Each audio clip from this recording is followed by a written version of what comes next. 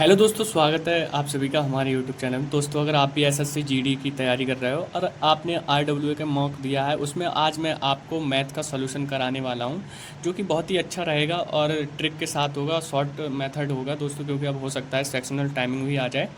तो यहाँ पे हम पहले क्वेश्चन से शुरू करते हैं, मैथ के क्वेश्चन से। दोस्तों, सबसे पहला क्वेश्चन है, श्याम अपनी कार को 30 किलोमीटर 45 किलोमीटर प्रति घंटे की चाल से चलाता है और अगले 1 घंटे 20 मिनट के लिए वह इसे 51 किलोमीटर प्रति घंटे की चाल से चलाता है। पूरी यात्रा के लिए उसकी औसत चाल ज्ञात कीजिए। तो दोस्तों, सबसे पहले आपको औसत चाल का फार्मूला याद होना चाहिए। तो एवरेज स्पीड का जो फार्मूला होता है वो क्या होता है? एवरेज स्पीड का दोस्तों जो फार्मूला होता है वो यहाँ पे होता है कुल दूरी अपॉन कुल समय, ये होता है। ठीक है, तो यहाँ पे हमें पहले तो दिया हुआ है 30 किलोमीटर 45 किलोमीटर प्रति घंटे की चाल से चलता है। तो यहाँ से पहले हम समय निकाल लेते हैं डीएसटी के फार्मूले से। ये तो आपने पढ़ रखा होगा। तो यहाँ पे हमें दूरी दी है 30 किलोमीटर और स्पीड दी है हमें 45, और टाइम हमें निकालना है यहाँ से। तो हम यहाँ से कर लेते हैं 15 3 45, 15 दूनी 30। यहाँ पे हमारा टाइम आ गया 2/3 घंटे, क्योंकि हमें कुल टाइम की ज़रूरत पड़ेगी। तो पहले उसने वो चाल से चल रहा है, तो वही चाल हम पहले चेक कर लेते हैं कि जो पहले चाल से चल रहा है। तो वहाँ से चाल भी है हमारे पास और यहाँ पे टाइम भी आ चुका है। अब नेक्स्ट बात क्या बोल रहा है, 1 घंटे 20 मिनट के लिए वह इसे 51 किलोमीटर प्रति घंटे की चाल से चलाता है। तो दोस्तों, जो यहाँ पे उसने 1 घंटे 20 मिनट दिया है, तो यहाँ पे जो 20 मिनट है उनको भी घंटे में बदल लीजिए। ठीक है, तो उन्हें कैसे बदलेंगे? तो 1 घंटा तो हम ऐसे ही रखेंगे और जो हमारा 20 मिनट है उसको हम भाग कर देंगे 60 मिनट से। ठीक है, अब यहाँ 20 एकम 20, 20 3 60, कितना हो गया 3 एकम 3 और 1 4/3। ये हमारा समय आ गया टोटल बनकर कि इतने घंटे में वो किस चाल से चला है अगले इतने घंटे में। तो 51 किलोमीटर प्रति घंटे की चाल से चला है। ठीक है, तो आप देख लीजिए यहाँ पे क्या हुआ, उसकी चाल क्या है। तो हम डीएसटी का फिर से फार्मूला का इस्तेमाल करेंगे। तो यहाँ पे दूरी निकाल लेते हैं, क्योंकि कुल दूरी की ज़रूरत पड़ेगी। तो यहाँ पे उसकी चाल 51 किलोमीटर प्रति घंटा है और यहाँ पे समय इतना निकल कर आया। 3 से काटोगे 17 बार, 17 चौका 68 किलोमीटर यहाँ पे हमारी इसकी दूसरी स्पीड इतनी से चला है। ठीक है, अब यहाँ पे कुल दूरी और कुल समय को रख के हम एवरेज स्पीड निकालते हैं। तो कुल दूरी ये है और ऊपर से कितनी दी हुई है पहले 30। तो इन दोनों को यहाँ पे लिख लीजिए, 30 + 68 अपॉन समय कितना है 2/3 और 4/3। 2/3 + 4/3, ये कितना हो गया 98। समय कितना होगा इनका, मतलब कि जो हर है वो समान है। तो यहाँ पे हो जाएगा 6/3 और 3 है जो ऊपर जाएगा। तो 98 × 3/6, 3 दूनी 6 और इसे काटोगे तो कितना आएगा 49। ठीक है, अब हमारा जो एवरेज स्पीड है 49 किलोमीटर प्रति घंटा आ गया, जो कि बी ऑप्शन पर है। तो दोस्तों, पहला क्वेश्चन यहाँ पे हो चुका है, उम्मीद करता हूँ समझ में आया होगा। अब हम नेक्स्ट क्वेश्चन की बात करते हैं, जो हमारा यहाँ पे आता है, जो पाइप ए एक खाली टंकी को 10 घंटे में भर सकता है। तो दोस्तों, शुरू से ही चलते हैं। तो यहाँ पे देखिए, जो ए पाइप है वो 10 घंटे में एक टंकी को भरता है। ठीक है, नेक्स्ट बात करते हैं, जो बी पाइप है वो उसी टंकी को पूरी तरह से खाली होने पर 15 घंटे में भर सकता है। यानी कि बी है जो खाली टंकी है उसे 15 घंटे में भर सकता है। अब बात करें सी, पूरी तरह से भरी हुई उसी टंकी को 12 घंटे में खाली कर सकता है। और जो सी है वो खाली करने वाला पाइप है, तो उसे हम माइनस से डिनोट करेंगे। और दोस्तों, कितना टाइम ले रहा है 12 घंटे। ठीक है, तो आप देख पा रहे होंगे। तो दोस्तों, दूसरा यहाँ पे काम का है इसका, जो यहाँ पे है, आप इसका एलसीएम निकाल लीजिए। बहुत ही आसान तरीके से आपको इसका एलसीएम नज़र आता होगा, क्योंकि बहुत ही सरल नंबर है यहाँ पे। तो 10 छंग कितना होता है 60, 15 चौका 60 और 12 पंजे 60। यहाँ पे माइनस याद रखना वरना आप भूल सकते हो। अब बोल रहा है तीनों पाइप एक साथ खोल दिए जाएँ तो आधी टंकी भरने में लगने वाला समय। दोस्तों, हमें टंकी को आधा भरना है। ठीक है, टंकी आधी भरनी है, पूरी नहीं भरनी है। पूरी टंकी हमारी इतनी है, आधी कितनी होगी 30, हमें इतनी टंकी भरनी है। तो दोस्तों, यहाँ पे तीनों पाइप को चलाइए। तो A + B + C, ठीक है, कितना है 10। तो ये हो गया और माइनस इसे कर दो, यानी कि 5 बचा। टंकी आधी भरनी है यानी कि 30 भरनी है, और 5 से इसे भाग दोगे तो कितना आएगा 6 घंटे में हमारी टंकी भर जाएगी, अगर तीनों पाइपों को खोलोगे तो, जो कि बी ऑप्शन पर दिया हुआ। नेक्स्ट क्वेश्चन की ओर बढ़े। हमारा नेक्स्ट क्वेश्चन क्या कहता है, यहाँ पे बोलता है ब्याज की गणना वार्षिक और अर्धवार्षिक आधार पर करते हुए 8,000 की राशि पर 10% ब्याज वार्षिक ब्याज की दर से 1 वर्ष के चक्रवृद्धि ब्याजों के बीच का अंतर। दोस्तों बीच का अंतर पूछा है, ठीक है। तो आपको ये क्वेश्चन मैं कराता हूँ, थोड़ा आप समझना ध्यान से।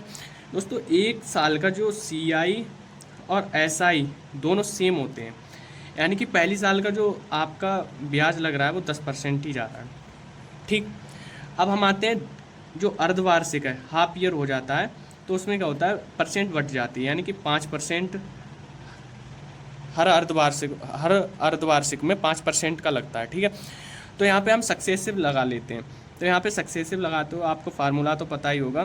तो यहाँ पे इस तरह से सक्सेसिव लगाते हैं तो इतना आएगा 10.25%, ठीक है।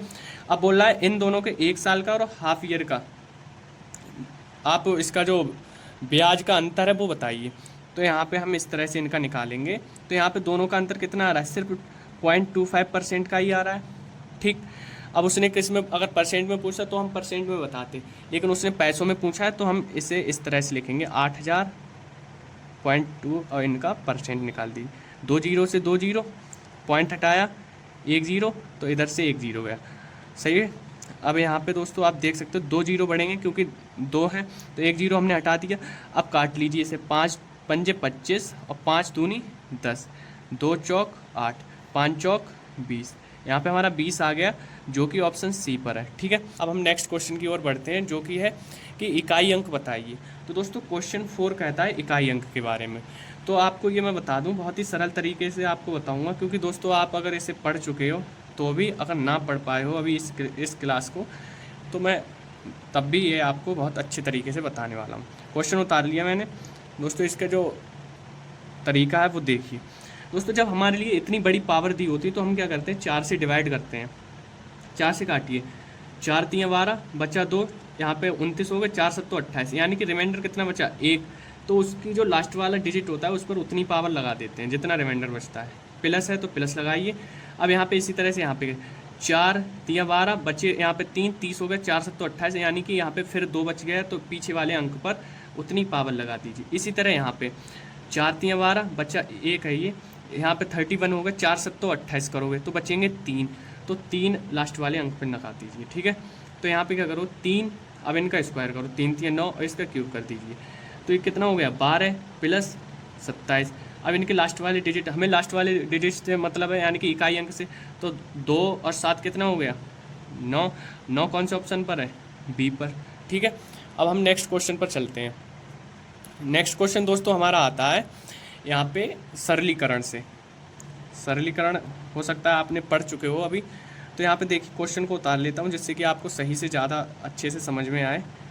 दोस्तों यहाँ पे देखिए ऑफ दिया है 2/3 minus 5/3 into 9/10 plus 5/8 divide by 3/4 of 2/3, ये क्वेश्चन। तो दोस्तों सबसे पहले हम आपको बताएं, अगर आपने बोर्ड मास का नियम पढ़ा है तो सही है, वरना दोस्तों ये आपको मैं बता देता हूँ, ऑफ से शुरू करेंगे क्योंकि ऑफ का है उसे हम गुणा में बदल देते हैं। 3/4 इंटू 2/3। अब इतना इसे भी साइड में उतार लीजिए, 3 से 3 गया, 2 दूनी 4, ठीक है। प्लस में क्या करोगे दोस्तों, यहाँ पे आप करोगे इसे 3 तियाँ 9, 5 दूनी 10, कितना बचा माइनस के 3/2, ठीक है। अब ऐसे ही यहाँ पे करो, यहाँ पे गुणा का चिन्ह आएगा तो 2 पंजे 10, यानी कि 1/15 भाग 60/12। अब दोस्तों यहाँ पे देख लीजिए, जो मतलब कि हमारे भाग का होता है, अगर उसे गुणा में चेंज करना होता है तो जो होता है लास्ट वाली जो टर्म होती है वो उल्टी हो जाती है। तो यहाँ पे 2 ही बचा हुआ है, तो यहाँ पे आ जाएगा 2/1 प्लस 3/2। अब ऐसे ही यहाँ पे हो जाएगा 15 इंटू इस तरह से, ठीक है। यहाँ पे काटिए, 3 पंजे 15 और 3 चौक 12, यानी 7 पंजे 35/4। अब यहाँ पे कितना हुआ, इसे यहाँ से काट दीजिए, माइनस 3/2 और यहाँ पे हो जाएगा प्लस 5/4। तो दोस्तों देखिए इनके रिमाइंडर इनका जो हर है वो सेम है, तो इन्हें अलग लिख लीजिए, 35/4 प्लस यहाँ पे देखिए ये 40 हो गया, 40/4, 4 दहाई 40, यानी कि 10 इतना बचा। अब 2 दहाई 20 माइनस 3 इतना, यानी 17/2। तो इसे हम कैसे लिख सकते हैं, तो इसे हम लिख सकते हैं 8 सही 1/2। तो दोस्तों 2 8 16 और 1 17, तो ये कौन से ऑप्शन पर है, सी ऑप्शन पर हमें ये मिल जाएगा। ठीक है, अब हम नेक्स्ट क्वेश्चन की बात करें। नेक्स्ट क्वेश्चन बोलता है यदि किसी संख्या का 30% उस संख्या के 60% से 15 कम है तो वह संख्या बताइए। हमें संख्या बतानी है। तो दोस्तों मान लेते हैं हमारी जो संख्या है वो संख्या हमारी कितनी है, x। ठीक है, x है और उसका 30%, ठीक है, बराबर कितना है, उसी संख्या के 60% से 15 कम है, ये बोल रहा है। तो यहाँ पे इसे हल कर लीजिए, बटे 100 बराबर x गुणा 60/100 माइनस 15, 0 से 0 गया। ठीक है, यहाँ पे हो गया 3x/10 बराबर 6x/10 माइनस 15। अब इसे यहाँ लाइए और इसे इधर लाइए। ठीक है, क्या हो जाए 6x/10 माइनस 3x/10 और बराबर 15, 3x/10 बराबर 15, 3 पंजे 15, x बराबर ये मल्टीप्लाई करेगा 50। ये कौन से ऑप्शन पर है दोस्तों, ये हमारे ऑप्शन पर है बी पर। ठीक है, अब हम नेक्स्ट क्वेश्चन की ओर बढ़ते हैं जो 7th क्वेश्चन है हमारा। बोल रहे हैं एक मद 7130 में बेचा जाता है जिससे 15% का लाभ होता है, तो मद का लागत मूल्य यानी कि CP बताइए। हमसे इसमें CP पूछ रहा है, तो क्वेश्चन नंबर 7 है, सॉरी हाँ 7 है। तो दोस्तों 7 नंबर का क्वेश्चन है। तो यहाँ पे हमारे लिए SP दिया है 7130, प्रॉफिट परसेंट 15 और हमसे पूछा गया है CP बताइए। तो हम CP किस तरह से बताएंगे वो देख लीजिए आप। दोस्तों उसने जो बेचा हुआ है 7130 में बेचा, उसके बाद उसको प्रॉफिट हुआ है, तो यानी कि पहले चीज़ 100% पर खरीदी होगी। जब प्रॉफिट 15% का हुआ तो 115% हो गया। ठीक है, अब इसे 5 से काटिए, 5 से काटेंगे 23 जाएगा। ठीक, 5 एकम 5, 2 बचा, 5 चौक 20 बचा 1, 5 दूनी 10 और 5 छक 30। अब 23 से काटिए, यहाँ पे तो 1 बचेगा 1%, 23 छंग 138 बचा 4, 23 दूनी 46, यानी कि 1% की वैल्यू है 62। 100% की वैल्यू यानी कि जो हम CP निकाल रहे हैं तो कितनी हो जाएगी 6200 रुपये, जो कि हमारे डी ऑप्शन पर आपको मिल जाएगा। ठीक है, नेक्स्ट क्वेश्चन की ओर बढ़े। यहाँ पे दोस्तों देख लीजिए हमारा क्वेश्चन है क्वेश्चन 8। ठीक है, इसमें बोल रहे हैं यदि 12 पेन का क्रय मूल्य 8 पेन के बिक्री मूल्य के बराबर है तो लाभ प्रतिशत बताइए। यानी कि जो 12 पेन उसने खरीदे हैं वो 8 पेन के विक्रय मूल्य के बराबर हैं।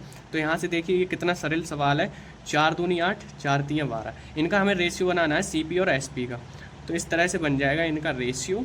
अब दोस्तों 2 की चीज़ 3 में बेची है, यानी कि 1 रुपये का लाभ हुआ है कितने पे, 100% पर। इसे काटोगे कितना आएगा 50%, जो कि ऑप्शन नंबर डी पर है।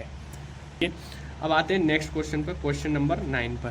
दोस्तों ये आपको मैं बताऊँ, इसमें मैं उतारूंगा नहीं क्वेश्चन को, इसे डायरेक्ट करने का तरीका बताऊंगा। ठीक है, उसने पूछा क्या है 2A अनुपात 3D का रेशियो बताइए। तो कैसे बताएंगे, यहाँ पे 3 5 लिख लेते हैं, B और C का रेशियो 7 8 और C और D का कितना है 2 और 3। तो पहले जो तरीका है उसे फॉलो करिए, यहाँ पे इस तरह से इसे फिल कर लेते हैं। अब देखिए 2 से इन्हें हटाइए, सब में कॉमन मिल रहा है। अब उसने पूछा क्या है 2A और D की बात करिए, मतलब कि B और C की बात नहीं करी तो हम भी नहीं करेंगे क्योंकि यहाँ से हमारा टाइम ज़्यादा जाएगा। तो 3 सत्तों 21, 5 चौक 20, 20 तियाँ 60।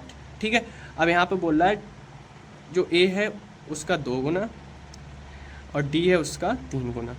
काटिए, 3 सत्तों 21 और इधर 2 से 30, रेशियो कितना आ गया, ये कौन से ऑप्शन पर है, डी ऑप्शन पर। ठीक है, ये भी हल हो गया।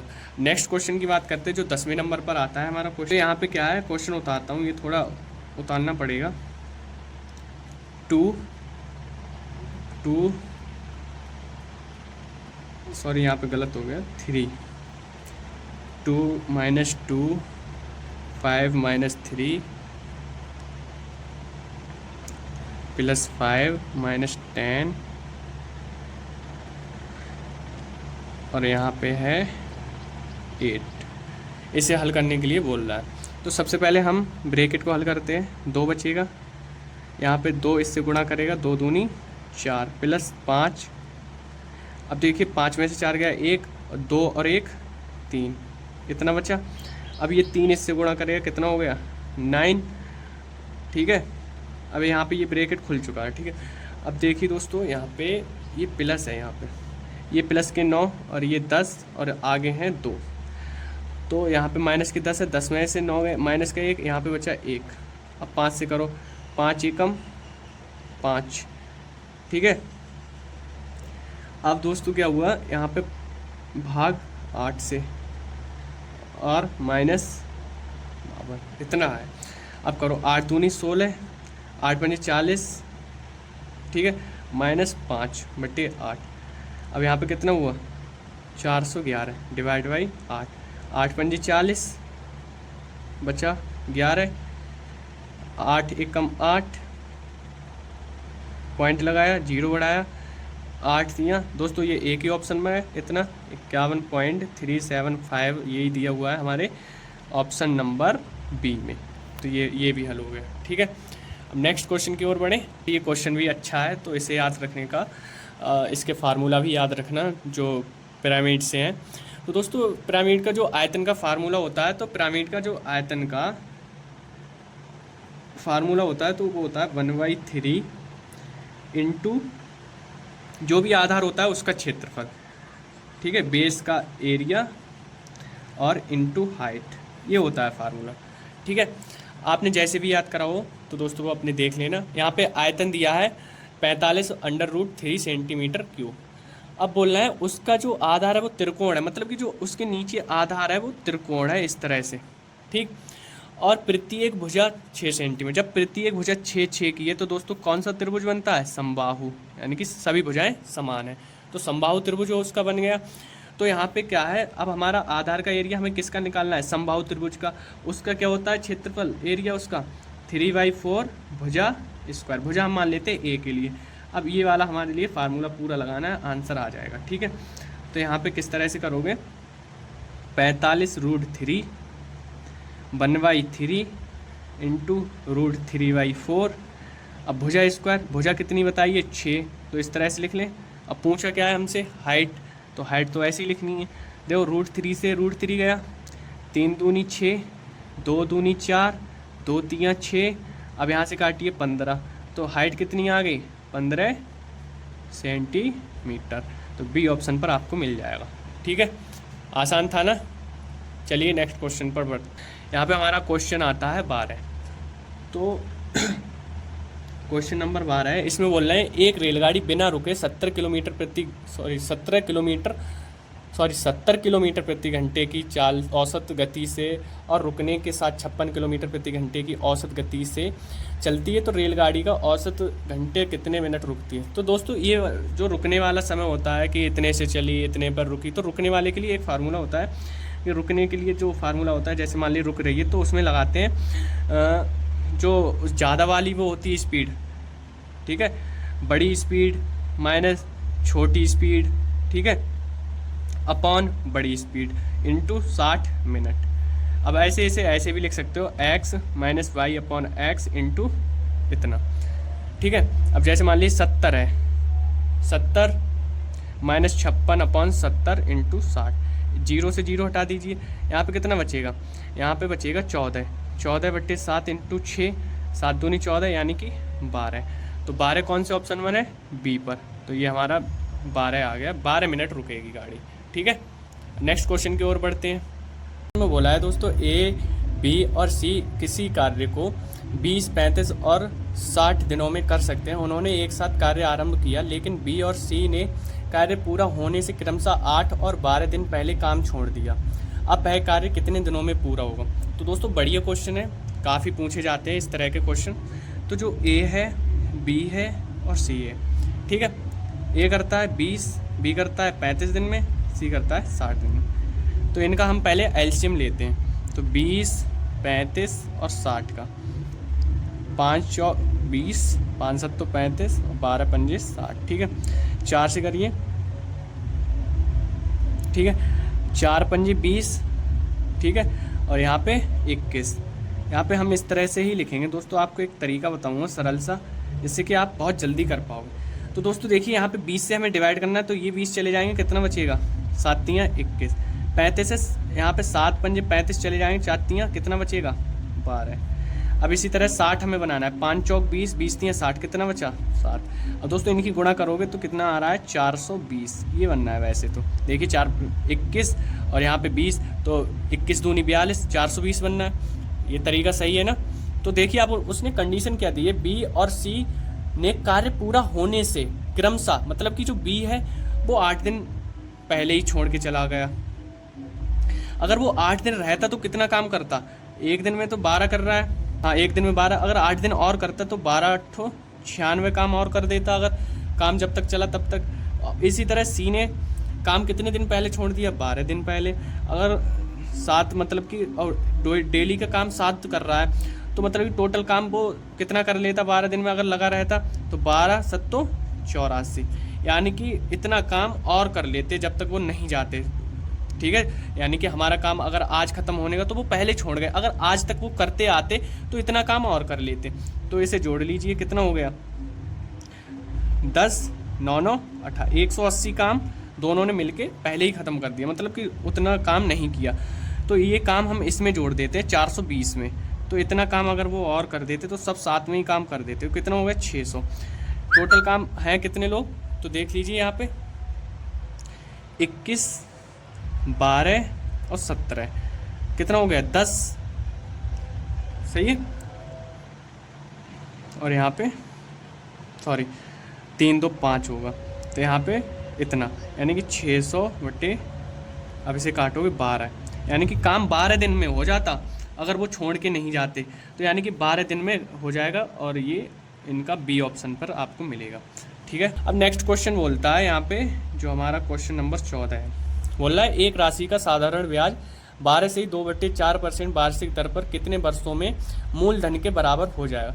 दोस्तों देखो, साधारण ब्याज की जब बात हो तो बहुत ज़्यादा डीपली जाना नहीं है, और नहीं शॉर्ट ट्रिक, अगर आपको फार्मूला पता है तो उसी से कर लीजिए। अब बोल रहा है, मान लीजिए हमने साधारण ब्याज 1 है, ठीक। अब बोल रहा है मूलधन के जब बराबर है, यानी प्रिंसिपल के बराबर हो रहा है, तो वो भी 1 है। फार्मूला क्या होता है, SI बराबर PRT/100। अब P और SI तो सेम है, सेम रख दिए। अब कितना दिया है परसेंटेज, दर कितनी है 12 चौक 48, 50/4, और परसेंट है तो 100 नीचे लिख ले रहा हूँ। और टाइम पूछा है, अब काट लीजिए 0 से 0, 5 दूनी 10, 2 चौक 8। अब ये 8 है, इधर जाएगा तो कितने टाइम लगेगा 8 वर्ष, सही है ना, समझ में आया, जो कि हमारे सी ऑप्शन पर आपको मिल जाएगा। नेक्स्ट क्वेश्चन देखते हैं। अब दोस्तों ये क्वेश्चन थोड़ा सही है, आप थोड़ा ध्यान से समझना। यहाँ पे क्या बोल रहे हैं, जो A है, B है और C, 3 लोग हैं। अब उन तीनों ने मिलकर एक 53,000 रुपये में का निवेश किया। A ने B की तुलना में 5,000 रुपये अधिक निवेश किए, और B ने C की तुलना में 6,000 रुपये अधिक निवेश किए। तो यहाँ पे दोस्तों देख लीजिए, मैं आपको बताता हूँ। जो सबसे पहले मान लिया C पर X रुपये थे, सही है। अब उससे 6,000 अधिक किसके पास हैं, B के पास। अब B से 5,000 अधिक किसके पास है, A के पास, यानी कि A के पास कितने हैं 11,000 हो जाएंगे, क्यों 6,000 जो हैं, और 5,000 और उस पर ज़्यादा है B से। तो तीनों ने मिलके कितने में करा, 53,000 रुपये में। तो यहाँ पे कितना हो गया 1 2 3x, ठीक है। अब 17x हो जाएंगी, नहीं हो जाएंगी, हो जाएंगी ना, 11 और 6 17,000, ठीक है, बराबर 53,000। यहाँ पे 3x, अभी ये यहाँ से हटाओगे कितना बचेगा 0 0 0 6, और यहाँ पे 3, यानी कि अब 3 से काटिए, 3 एकम 3, 3 छक 18, 3 दूनी 6, सॉरी, x बराबर इतना आ गया। यानी कि अब यहाँ पे अगर आप इसे ऐड करोगे तो 12,000 ये 11,000 ये, इसका कितना आ गया 23,000 रुपये, 12 ये 18,000 इसका आ जाएगा, या फिर यहाँ पे लिख दे रहा हूँ, ठीक है, समझ लेना। और यहाँ पे इसका 18,000 हो जाएगा, 12,000 ये, तो ये पूरा 12,000 ही करेगा, 3 0 से ये, 3 0 से ये, 3 0 से ये, ठीक है। अब बोल के आ रहे हैं कि अर्जित कुल लाभ 31,800 है, में से A का हिस्सा बताइए। ओहो भाई, उसने क्या किया, तीनों का ये लाभ ही है, ठीक है, समय के साथ हमने लाभ निकाल लिया, यही रेशियो होगा उसका। तो यहाँ पे हमें A का निकालना है, उसने दिया कितना 31,800 अपॉन कितने में से, ये जोड़ोगे तो कितना बनेगा 53 बनेगा। ठीक है, देखिए आप, हाँ 53 बनना है। अब किसका हिस्सा पूछा, ए का हिस्सा कितना है 23। अब दोस्तों इसे काटना पड़ेगा। ठीक है, काटते हैं हम। यहाँ पे 6 से काटोगे तो 6 बार चला जाएगा, क्योंकि 6 पूरा पूरा जा रहा है। 23 छंग कितना होता है 138, इतना आ जाएगा। 2 जीरो लगा दी। ये ऑप्शन कौन से पर है, तो दोस्तों ये ए ऑप्शन पर है। सही सवाल है ना, बढ़िया सवाल है दोस्तों। नेक्स्ट क्वेश्चन की बात करते हैं। नेक्स्ट आता है हमारा 16 नंबर का क्वेश्चन। इसमें बोला है कोई व्यक्ति 1 घंटे में धारा के प्रतिकूल 11 किलोमीटर प्रति घंटे की गति से चलता है। प्रतिकूल का मतलब ये है बोट की, और ये धारा कितना चल रहा है 11 किलोमीटर। अब दूसरी क्या बोल रहा है, धारा के अनुरूप, यानी कि धारा के साइड में चल रहा है जो, यानी प्लस लगता है जैसे, तो 23। ठीक है, अब बोल रहे हैं धारा यानी कि W की वैल्यू बताइए। तो दोस्तों B से तो कोई मतलब नहीं है ना, तो B को हमें हटाना है। तो यहाँ पे W निकालना है, -2W इक्वल टू -12, माइनस से माइनस 2 छंग 12, यानी W बराबर 6। कितना आसान है ना, किलोमीटर प्रति घंटा। दोस्तों जो ऑप्शन आपको कौन से पे मिल रहा है, ये आपको ए ऑप्शन पर मिल रहा है। ठीक है, बढ़िया है ना। चलिए नेक्स्ट क्वेश्चन पर चलते हैं। यहाँ पे बोलता है वह छोटी से छोटी संख्या ज्ञात करें जिसे 15, 18 और 36 से विभाजित करने पर प्रत्येक स्थिति में 9 शेषफल प्राप्त हो और वह 11 से भी विभाजित हो जाए। तो दोस्तों इसके लिए आपको ऑप्शन वाई ऑप्शन देखना होगा। ठीक है, तो ये आपको पहला ऑप्शन मिल रहा है 1089, तो इसे काटोगे ये आसानी से कट जाएगा, ज़्यादा इसमें टाइम नहीं लगाना है। क्योंकि अब आते हैं क्वेश्चन नंबर 18 पर। इसमें बोला है कि 35 संख्याओं का औसत 22 है। जो 35 संख्याएं हैं उनका औसत कितना है 22। तो देखिए यहाँ पे हम पहले इसे 11 × 2 लिख लें, इसका योग निकालिए यानी सम निकालिए योग। ठीक है, कैसे निकालोगे, 35 दूनी 70 और 70 11 से गुणा करोगे 11,770 आ जाएगा। ठीक है, अब बोल रहे हैं 17 संख्याओं का औसत 19 है। पहली जो 17 संख्याएं हैं उनका औसत कितना है 19, इनकी गुणा करिए। 17 नेमा 153, हाथ से लगे 15, 17 एकम 17, कितना हो गया 32। ठीक है, अब बोल रहे हैं अगली 17 का औसत कितना है 20। अब इसका कितना योग हो जाएगा, 17 दूनी 34, 340। अब बोल रहे हैं यहाँ पे देखिए कितनी संख्या हो गई 34, एक बची हुई है, उसी का पूछा है कि वो संख्या ज्ञात कीजिए जो 18वीं है। मतलब कि हमारे लिए तो एक ही संख्या बची है, वो ही निकालनी है। तो इनका योग करिए, यहाँ पे कितना हो जाएगा 663 हो जाएगा। अब यहाँ पे 770 में से अगर हम 663 हटाते हैं तो कितना बच रहा है 107। ये कौन से ऑप्शन पर है, ए ऑप्शन पर। था आसान। चलिए नेक्स्ट पर चलते हैं। अब देखिए हमारा क्वेश्चन आता है 19। इसमें बोला है एक गांव की जनसंख्या 3% की वार्षिक दर से घट रही है। अब 3% को इस तरह से लिखोगे या फिर ऐसे लिख लीजिए। ठीक, अब 100 की जो 100 जनसंख्या थी वो कितनी रह रही है, हर साल 97 हो जा रही है। बात कौन सी कितने वर्ष की हो रही, 2, यानी कि दूसरी भी वर्ष कितनी कम हो गई, इतनी हो गई। ठीक है, अब बोल क्या रहे हैं कि 28,227 है। मतलब कि अब जो जनसंख्या है यानी कि पहले इतनी थी, यानी बिफोर पहले, अब आफ्टर, मतलब कि अब इतनी रह गई। ठीक है, तो अब इतनी रह गई है जो उन्होंने दी है 28। ठीक, तो बोल रहा है पूरे गांव की जनसंख्या कितनी थी, यानी कि इसकी वैल्यू पूछ रहे हैं, 10,000 की वैल्यू पूछ रहे हैं कि कितनी थी। तो यहाँ से हम काटेंगे दोस्तों, इसे काटने में काफ़ी टाइम लगेगा, तो इस चक्कर से मैं आपको सीधे बता रहा हूँ 3 बार चला जाएगा। अब 3 की इससे गुणा कराओगे कितना आ जाएगा 30,000। ठीक है, अब ये हमारे ए ऑप्शन पर है, ये 20। बोला है किसी टीवी का सूची मूल्य यानी कि जो मार्क प्राइस है वो 15,000 है और उसके सूची मूल्य पर 18% की छूट मिल रही है। तो इसे डायरेक्ट करते हैं, ज़्यादा टाइम नहीं ख़राब करेंगे। अब 18% की छूट मिल रही है, यानी कि बेच कितने में रहे 82% में, तो डायरेक्ट ऐसे लिख लें 82% को। ठीक है, अब बोला कितनी अतिरिक्त दूसरी छूट कितनी दे रहे हैं, तो उसे ऐसे लिखिए 100 - x। 100 में से ही तो कुछ कम करी होगी छूट, तो इसे भी ऐसे लिख लीजिए, बराबर बेच कितने में रहे इतने में, 2 जीरो से इन्हें हटाओ, 1 जीरो से इसे हटाओ, 5 तियाँ 15, 5 दूनी 10, 4 1 काटिए, 3 तियाँ 9, 3 छक 18, 3 चौक 12, 3 नेम 27। ठीक है, अब थोड़ा यहाँ पे इसे कैलकुलेट कर लेते हैं। अब इसे कैलकुलेट कर लीजिए, 36 49 को भाग करना है 41 से। अब देखिए कितना जा रहा है, 9 चला जाएगा, नहीं 8 जा रहा है। 8 एकम 8, 8 चौक 32, 14 में से 8 गए 6, यहाँ पे 5 में से 3 बचा 9। अब यहाँ पे 9 चला जाएगा, 9 एकम 9, 9 चौक 36, यानी कि 100 माइनस एक्स की वैल्यू कितनी आ गई, 89। हमें एक्स की वैल्यू निकालनी है, तो ये इधर आएगा और ये उधर जाएगा, यानी कि माइनस का, तो कितना बचा 11%, जो कि ऑप्शन ए पर है। आया समझ में? तो दोस्तों यहाँ पे हमारा 9 अगस्त का फुल हो गया। नेक्स्ट के आगे देखते हैं। ठीक है, जो भी यहाँ पे डाउट हो कमेंट में बताइए। थैंक यू, मिलते हैं नेक्स्ट वीडियो में।